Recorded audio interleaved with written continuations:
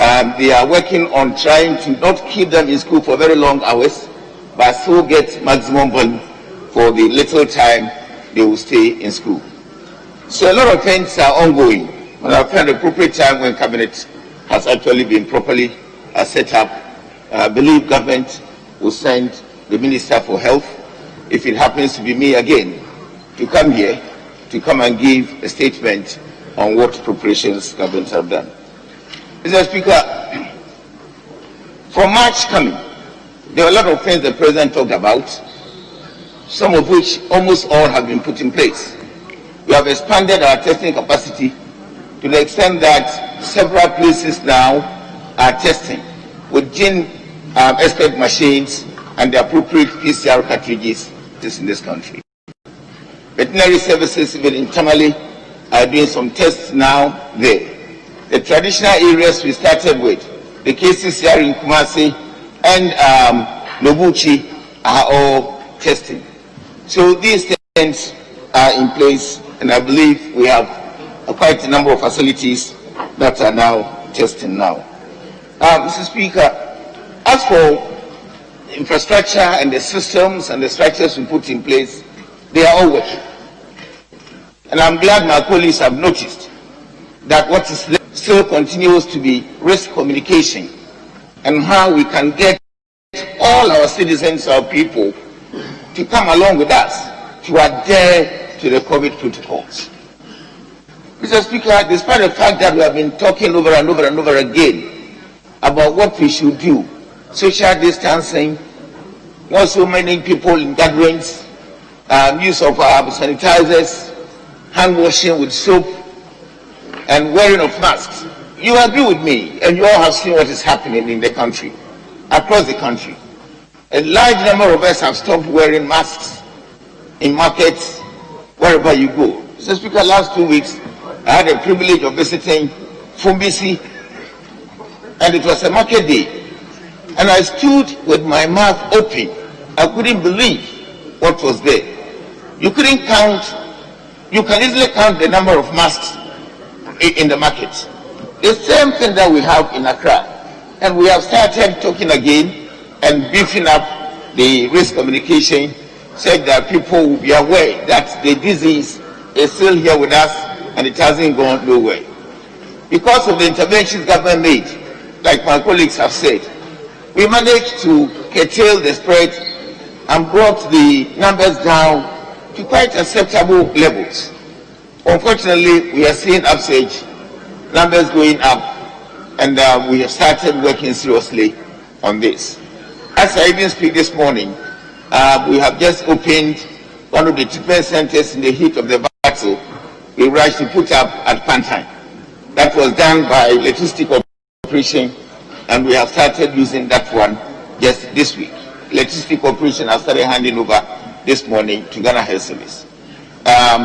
We have started quarantining even those who are traveling from outside into the country again, so that those who be tested positive despite all the arrangements made are now being put into quarantine facilities.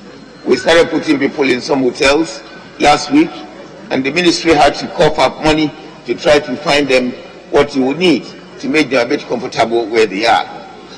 We've started arranging with the Pentecost Convention Center again to try to open up capacity space for quarantining in case we continue to get very large numbers.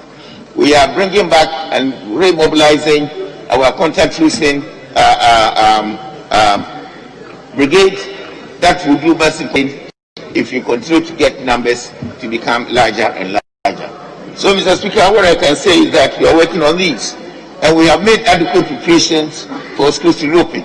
Schools are being disinfected, some have been completed, and I believe all these things are things we started doing earlier, and it's a matter of rejuvenating and redoing and rethinking those things that we managed to do to bring down the positivity rate or the active cases and the spread. So, Mr. Speaker, I want to say that we haven't gone to sleep. Our government is on its heels, trying to see what we can do together, and I believe that we will be able to contain the disease before it gets worse.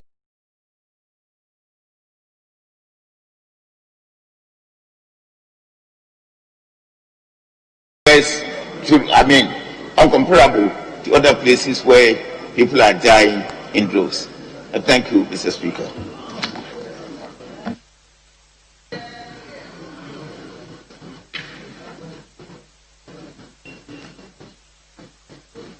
Honourable members.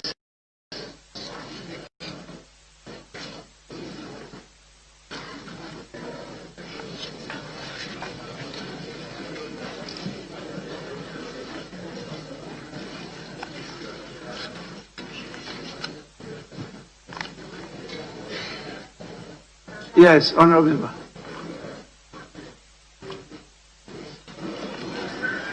Thank you, Right Honourable Speaker, for giving me the opportunity to also contribute to the very important statement made by the Honourable Kwabena Mintah Akando, MP for Juabasu constituency, on COVID-19. Right Honourable Speaker, I also join colleagues to congratulate you on your speakership. Mr. Speaker, a lot has been said on the floor on this important topic on COVID-19. And we have traveled far since March 2020 that COVID, we can say, is no more new. We know the interventions and we know what to do. Mr. Speaker, globally, as we are discussing this important topic, about 2 million people have died. If we come to Ghana, about 341 people have died. Mr. Speaker, what we need to do is to go beyond the numbers. I am disappointed sometimes when I hear the figures are not alarming, not many people are dying, we are safe. Mr. Speaker, even when one person dies from a very infectious disease like COVID, that death cannot be under. And looking at the 341 people that have died in Ghana, we all know the composition and the nature of these people. Family heads, breadwinners, and many more. Mr. Speaker, the Ghana Health Service has done well so far by trying to come out with updates. Mr. Speaker, but Ghana is limited because one update they have never given is the revenue expenditure aspect of COVID-19. Because we do not know how much revenue has come in and how much this government has spent on COVID-19. And Mr. Speaker, we cannot win the fight against COVID if our interventions are not right. If we do not invest rightly and be transparent with our investment on this infectious disease. And therefore the call to come out clearly on what has come into the coffers and what we have spent the money on and for what is very critical in winning the fight. Mr. Speaker, what is happening now globally is that a new strain has come up. In Ghana, we do not know whether what we are battling with is the old one or the new one. We need an answer for that. And what has contributed to the situation of cases going up is that it's like during the campaign season, the heat of it, the discussion, the interventions, and almost all protocol aspects were relaxed. And therefore the people also relaxed. The vertical buckets, you don't have water. The soap you can't find. The sanitizers are for the rich now. So once we relaxed the protocols, then we are not surprised to see an increase in numbers of COVID in our health facilities. And we are not saying it.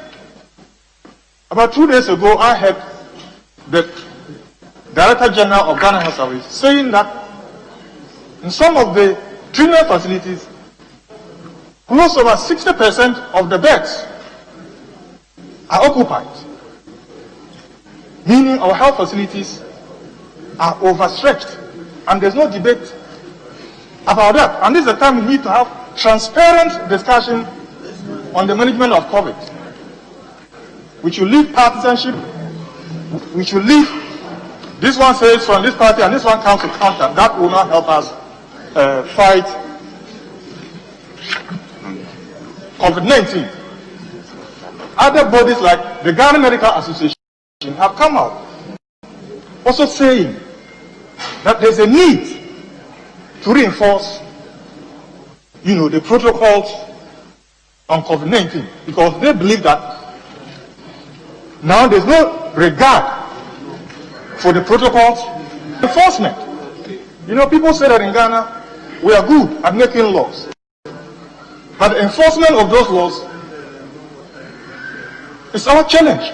And that is the same thing we are facing in COVID-19, because we know what to do, but the enforcement of what to do is a challenge. And therefore, I join police action for public education for us to go back, to obey the protocols, to abide by them, and to ensure that we win the fight together. More PPEs should be sent to our health facilities. Now there's no minister, and I hope very soon we'll get a competent minister for health, whoever that minister may be. A very competent minister. I don't know the person because I'm not the one to nominate, but I am calling for a competent minister to take us out of this trouble. Right, Honorable Speaker, we need more PPEs because our facilities are overstretched. They have no PPEs, and we need to push more resources to our health facilities to be able to deliver and to be able to help in the fight. Mr. Speaker, schools have reopened, and I'm concluding. Schools have reopened, and many are asking whether we have prepared adequately to open schools. And that call is important. Yes, Honorable Deputy Speaker, with respect, my colleague is making a very good contribution, but there was an aspect where he said that there is lack of transparency in expenditure regarding this COVID intervention. But Mr. Speaker, for the record, Mr. Speaker, please, Mr. Speaker, factually, we have had the Minister of Finance coming to this House to report on these. The Minister of Health has also come here. So, Mr. Speaker, the terms of contribution under the item we are treating requires that we make brief comments and not get into the arena of debate. If you are being speculative by talking about lack of transparency, when we have reports in this House, unless your argument is to challenge the report and the figures. If you are not, then Mr. Speaker will pray that you order my colleague to get on the path of righteousness. That is, he should not continuously be arguing on that line because it's misleading and is not anchored on fact. Thank you, Mr. Speaker.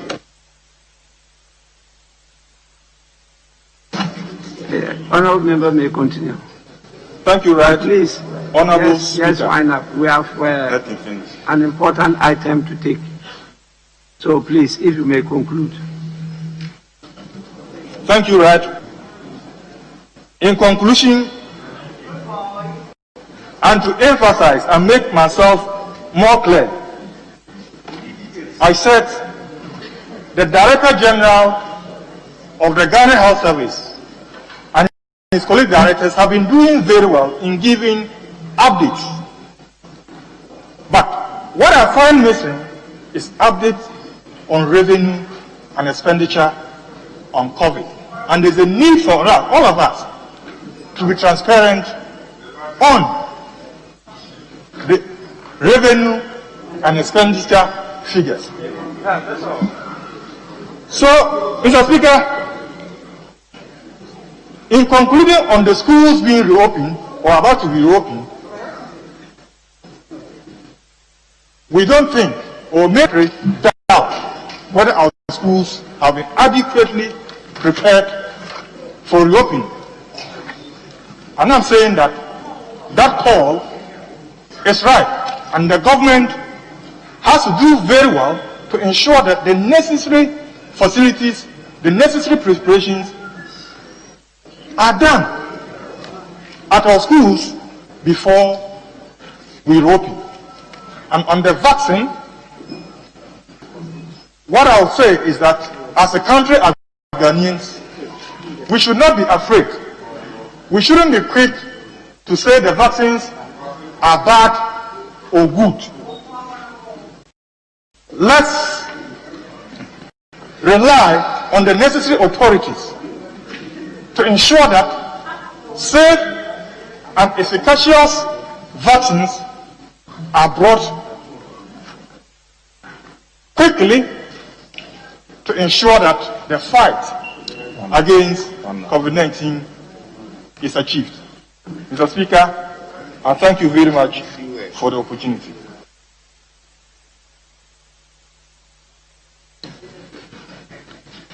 Honourable members, this brings us to the end of statements.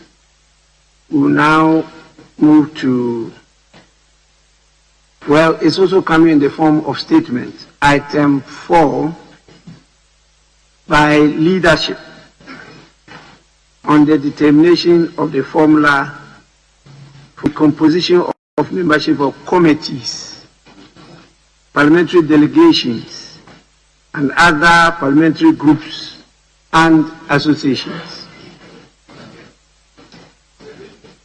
Leadership, are you ready to make the statement?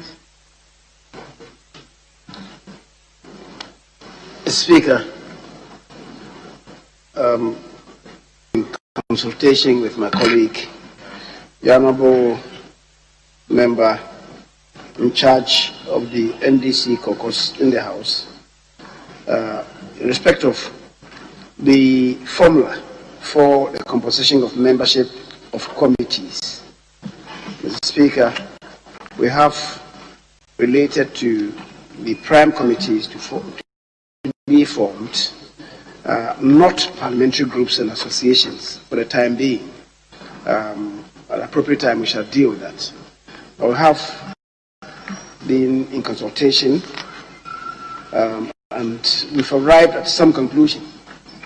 Unfortunately, I've just been informed that my colleague has had to travel out to Tamale because of the transition of an uncle of his.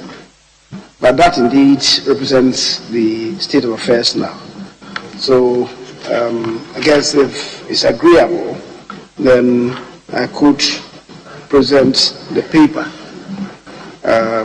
that we have written and submitted to the House. But first, preliminary discussions, I guess, is what they've written here as statements. It's really relating to the course of events, respect to the discussions that we have had relating to the determination of the formula for the composition of membership of committees in the House. Mr. Speaker, I thank you very much. Yes, the available leader. Thank you, Right Honourable Speaker. Right Honourable Speaker, per the consultations of leadership as I'm aware, and looking at the numbers as we have now, I don't see the difficulty in the computation of the figures, given the 3 committees that we have to be constituted as soon as possible.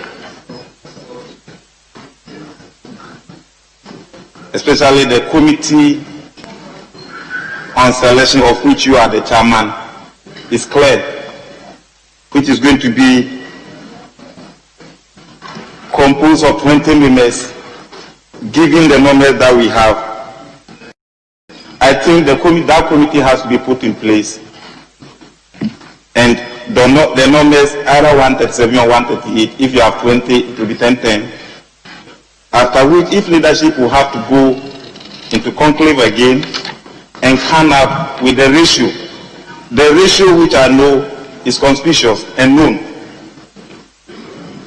49.8 and 50.1 is 50-50 approximately to the nearest whole numbers. We learned this one when we were in elementary school, so we have no difficulty in computing that mathematics at all.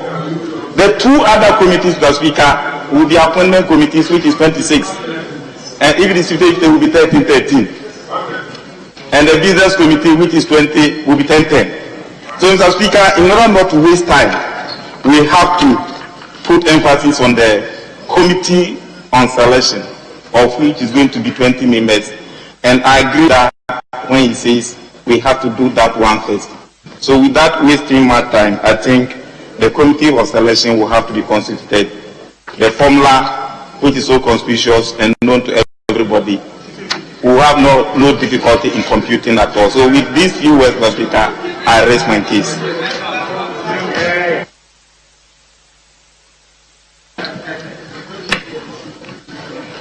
Honourable members, we now move to the commencement of public business.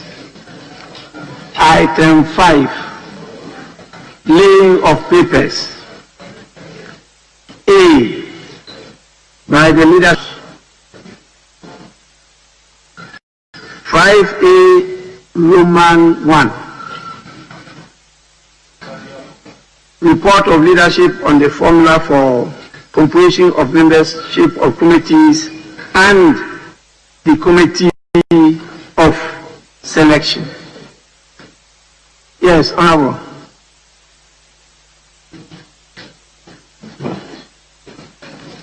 Speaker, as the Deputy Whip for the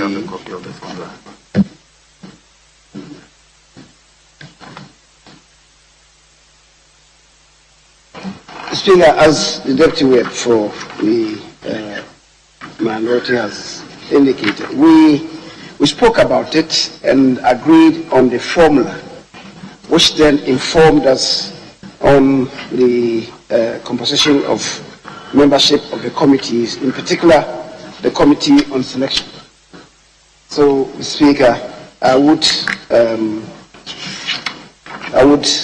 bow to that as agreed upon, and then so I'll submit that one and go to do B. A, Roman number 2, is not going to be attended to now because, Mr. Speaker, the composition of parliamentary delegations and parliamentary groups and associations hasn't arisen. This one affects 5A1, and I'll go on to do 5B. Is 5B ready? Yes, both A1 and B. They are both ready. Honorable members,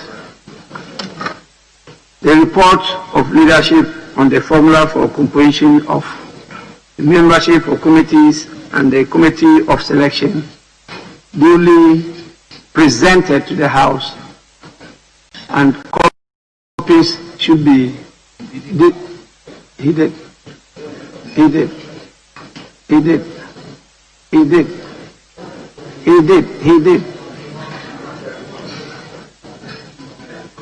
Yes, Honorable. Mr. Speaker, I thought I had laid the report, but I guess some colleagues didn't get the import of what I did. So I may want to do so again. Report of leadership on the formula for composition of membership of committees and the committees of selection.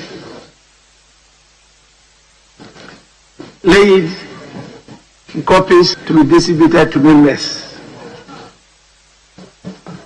5B. Report of the committee of selection on the composition of the appointments and business committees. The paper has accordingly been laid and is for distribution to honorable members.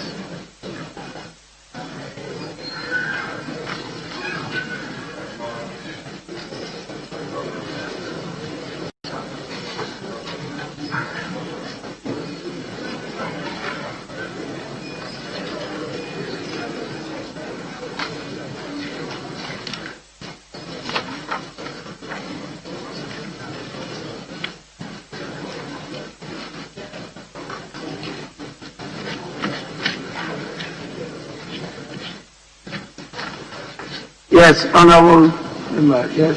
Mr. Speaker, I guess there is a bit of a mix-up. I thought B related to the committee on selection. My attention has been drawn to the fact that it relates to appointments and business committee. So 5B is not right yet to be laid in the House. So let me accordingly withdraw what I did. So we're going to have to deal with just 5A. A, Roman number 1.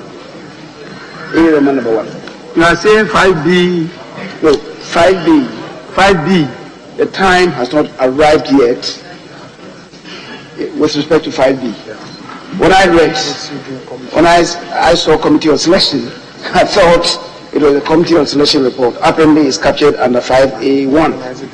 So 5B should be considered undone.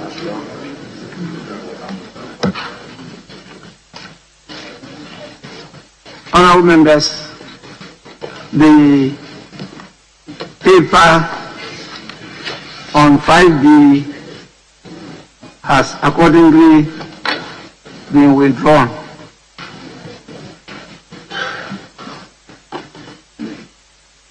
I don't know the pleasure of the House now. If the House is minded to continue, I may have to suspend sitting for some minutes. Speaker, I believe we can quickly deal with items listed as 6 and 7 and conclude business for the day.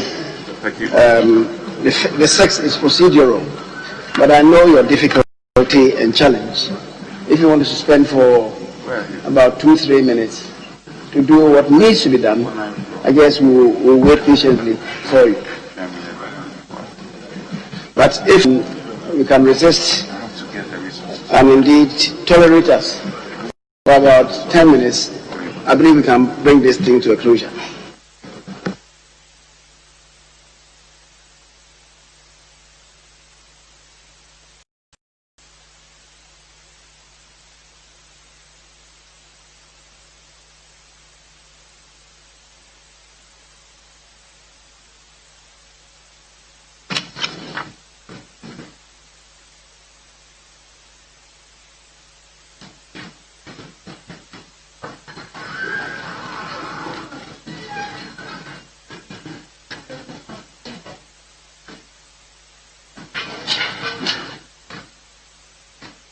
Honorable members,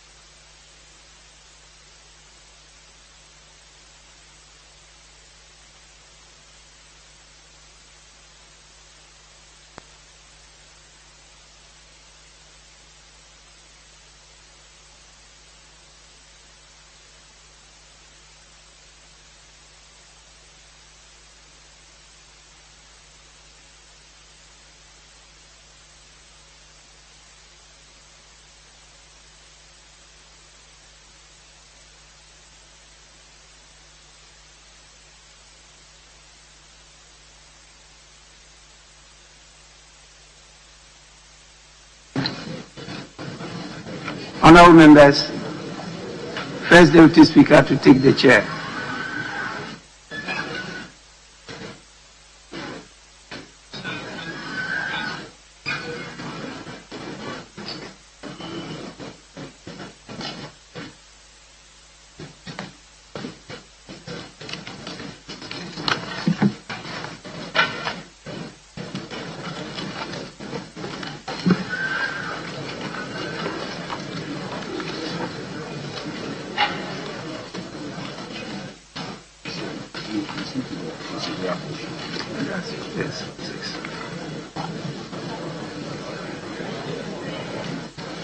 Honorable members, in the meantime, we could proceed to item 6, which is a procedural motion. Leadership of the House.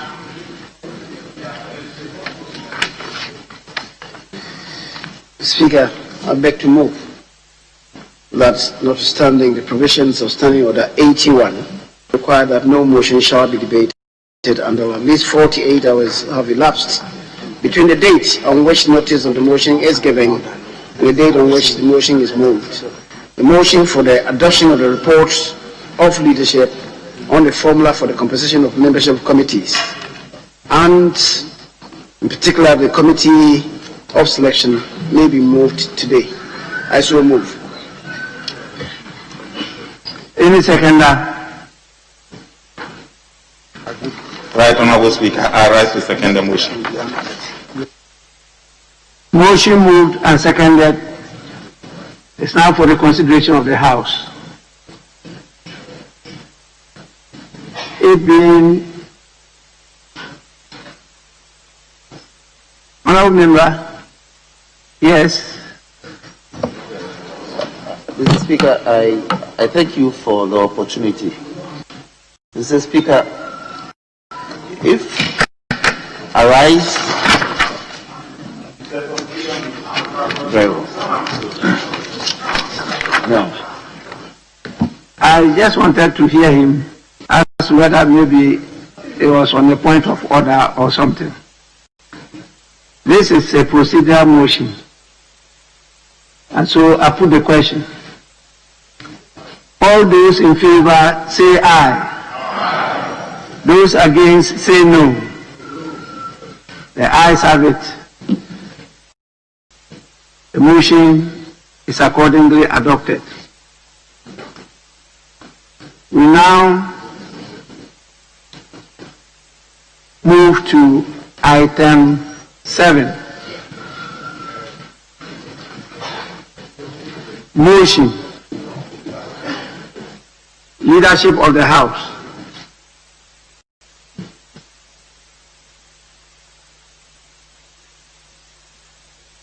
Speaker, I beg to move that this Honourable House adopts the report of the leadership on the formula for the composition of membership of committees, and in particular on this occasion the committee of selection.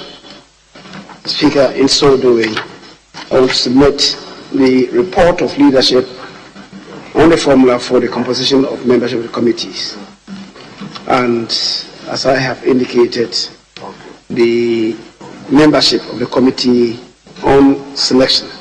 Mr. Speaker, respectfully, I want to move an amendment to the report that we have before us. The title reads, "The Report of Leadership and the Formula for the Composition of Membership Committees, Parliamentary Delegations and other parliamentary groups and associations, and the membership of the Committee of Selection." As I indicated, what we worked on is the Committee of Selection. So we use a formula that we agreed on to do that. So, Mr. Speaker, line 2 of the caption, we should delete the entire line 2. And line 3, we delete groups and associations and. Mr. Speaker, there are consequential matters in the body of the, for instance, like in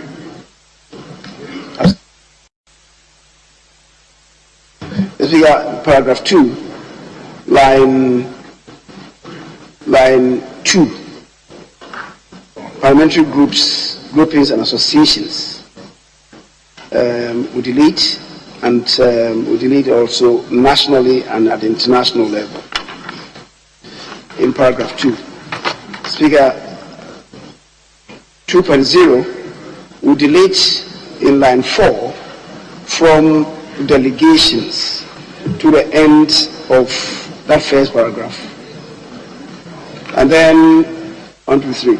Paragraph 3, we delete groups, associations, and delegations, and rather insert the numerical strength of the caucuses. The Speaker, so accordingly, I submit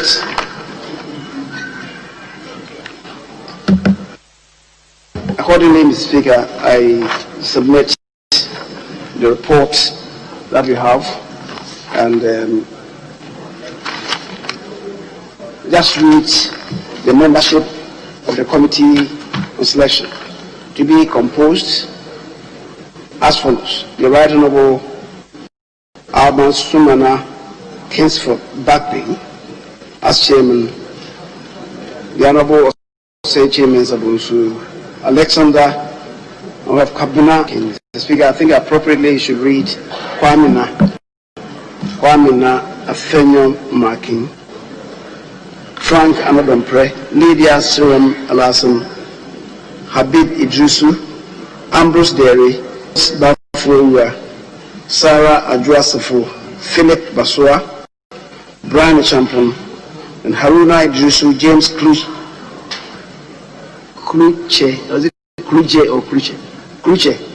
Aveji, Mohammed Mubarak Muntaka Alaji, Collins Dauda Alaji, Comfort Doyo Kujo Ganza, Mrs.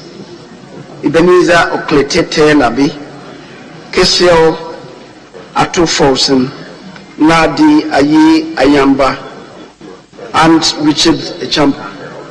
Speaker, leadership accordingly recommends for the approval of the House the proposed formula based on an agreed ratio of 138 to 137 for the composition of membership of committees.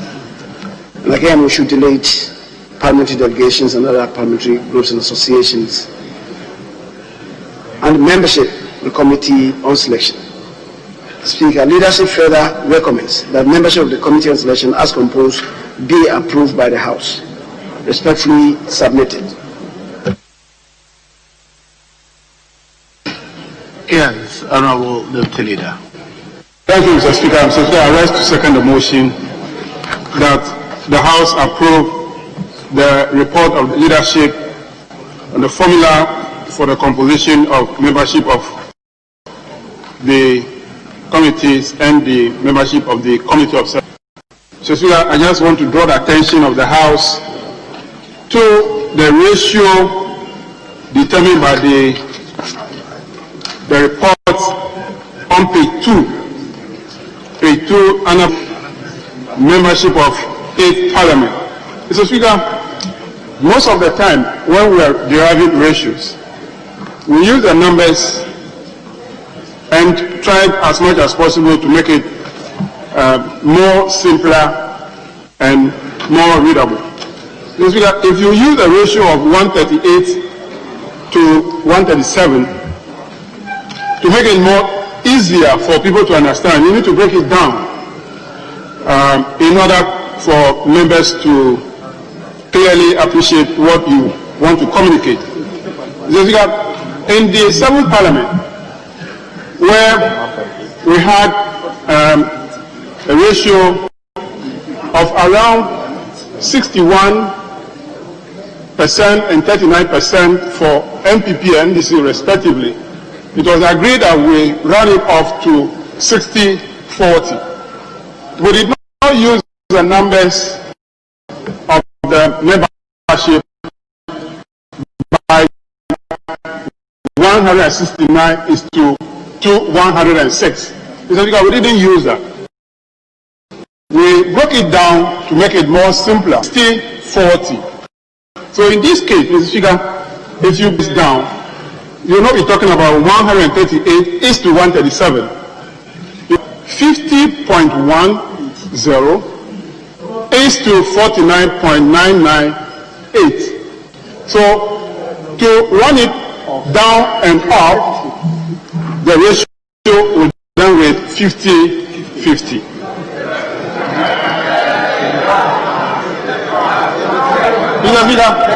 So I want that to be clarified.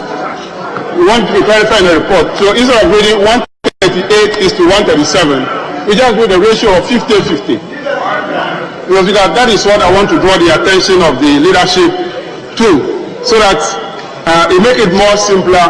In the committees where we have an even number, it will be easier to share 50-50. But Mr. Speaker, committees where we have odd number, for instance, finance committee where we have 25. Mr. Speaker, it means that we cannot have 12 and a half and 12 and a half. Mr. Speaker, I want to propose, because it's 50-50. So not to have 12 and a half and 12 and a half. For the first 2 years, Mr. Speaker, the MPP will have 13 and we will have 12 members. Then in the 3rd and 4th year, we will take the 13 and they take 12. Mr. Speaker, because that's the simple thing we should do. Mr. Speaker, that is what we should do, because it is 50-50. They cannot take 13 for 4 years and we take 12 for 4 years. No, it won't happen. So, Mr. Speaker, that's my proposal, and I want everybody to support that proposal so that it's part of this before we approve this report. Yes. I thank you, Mr. Speaker. Yeah.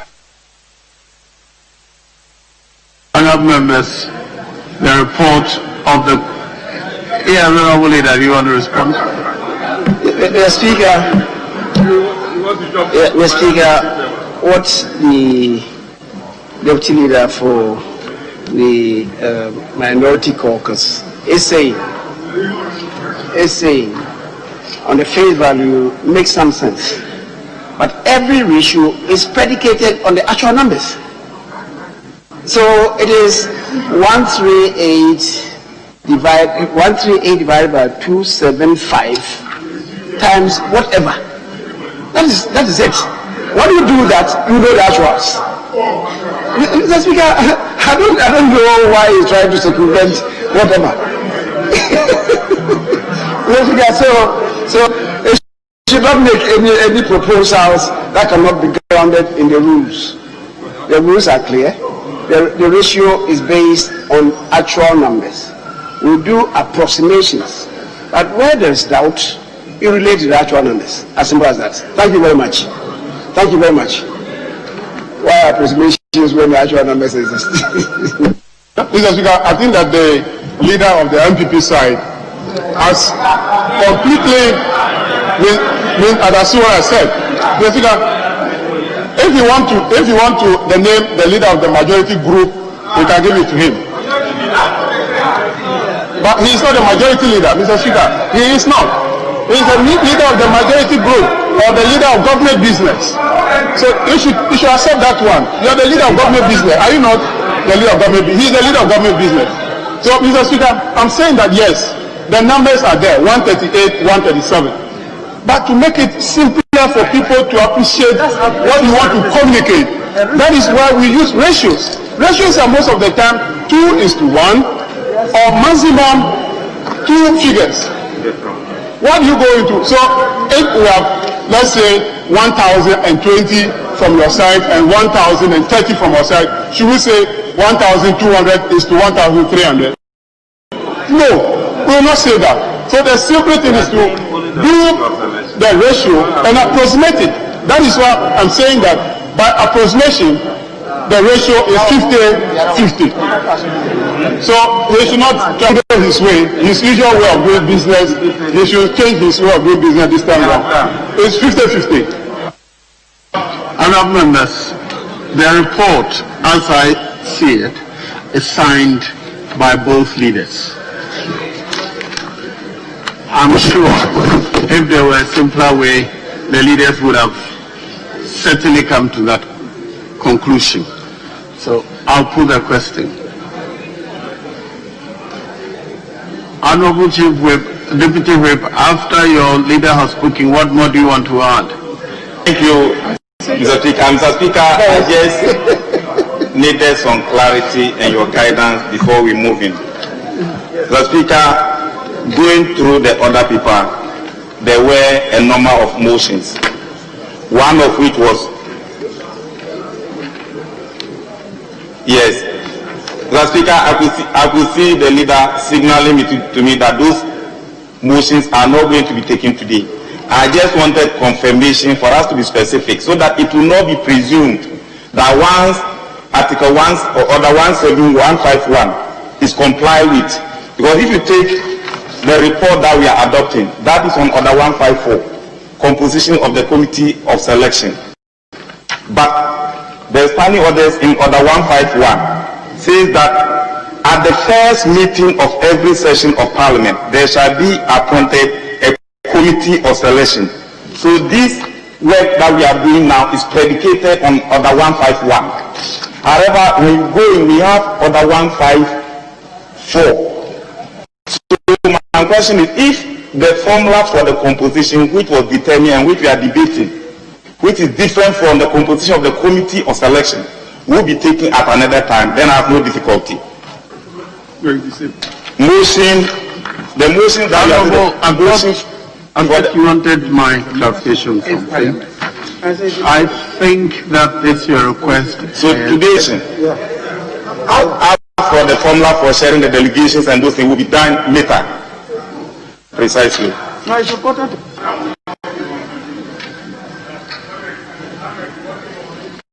Honourable members, there is a report before the House. The report is to approve the formula for the composition of members' Committee of Selection. That is all the matter before the House now. So I'll put the question. All in favour of the House adopting the report, say aye. All against, say no. The ayes have it. The report signed by the two leaders is adopted by the House.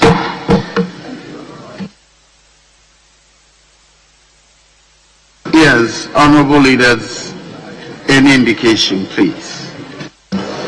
Speaker, I believe we can take an adjournment today because as I indicated earlier, items listed as 8, 9, 10, 11 will not be taken today.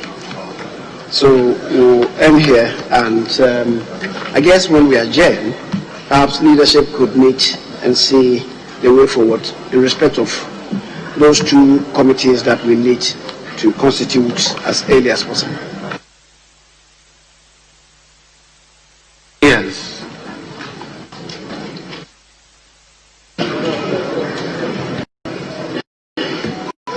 Have you moved?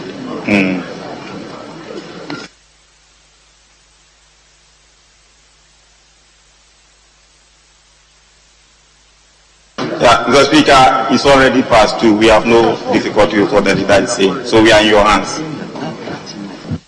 Very well. But I want to find out, are we sticking to the agreement reached with Mr. Speaker earlier on this morning, adjourning to 14 hours? Yes. On Tuesday? Tuesday. Very well.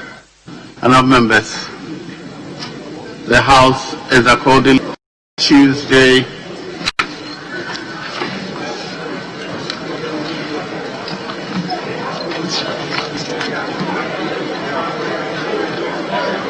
the 19th of January at 14 hours in the afternoon. 14 hours, that is 2 p.m. on Tuesday, 19th of January. Yes, leader. Mr. Speaker, I noticed that you have hit the gavel, but just to indicate to members that when we have to adjourn, if the Speaker is not up, the rest of us will have to sit down. Otherwise, it will appear you want to hurry the Speaker out. That is the practice. Let's wait until the Speaker rises. Then the rest of us would rise with him. When the Speaker has not risen, we don't rise. I thank you, Mr. Speaker. The House is accordingly adjourned to Tuesday, 2 p.m.